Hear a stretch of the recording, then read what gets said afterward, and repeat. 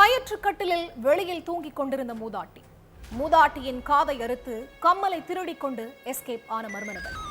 மூக்குத்திகளையும் திருடியதோடு மூதாட்டியை கொலை செய்த கொடூரம்.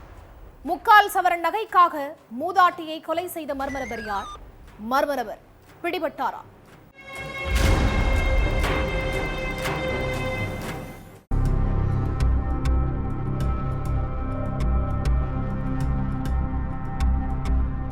ரயில்வே தண்டவாளங்களை பராமரிக்கிற வேலை பார்த்துட்டு இருக்காரு தனபால்.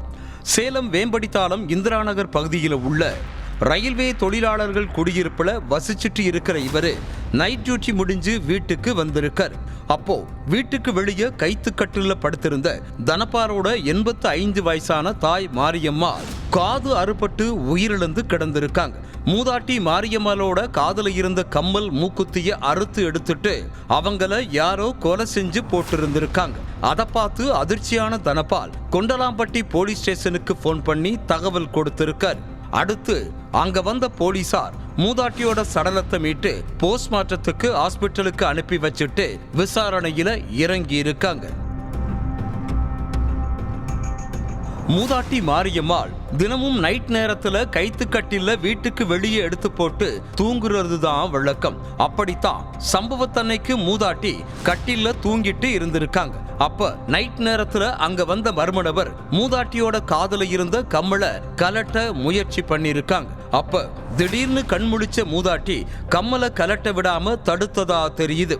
அதனால மூதாட்டிய கட்டையால அடிச்சு கொன்னுட்டு அவங்க காதுகளை அறுத்து கம்மலை எடுத்ததோட மூக்குத்திகளையும் கையோட எடுத்துட்டு மர்ம நபர் எஸ்கேப் ஆகியிருக்கான்.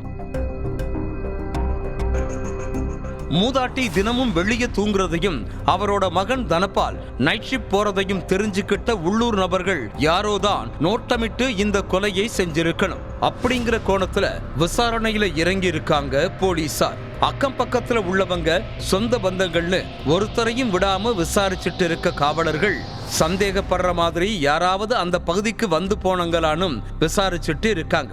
சமீப காலமா தனியா இருக்கிற மூதாட்டிகளை குறி வச்சு அவங்க காதுகளை அறுத்து கம்மலை கையோட கொண்டு போறது, கொலை செஞ்சுட்டு நகைகளை கொள்ளையடிக்கிற சம்பவங்கள் அடிக்கடி நடக்குது. அதனால மக்கள் மத்தியில அச்சமும் அதிகமாகிக்கிட்டே இருக்கு.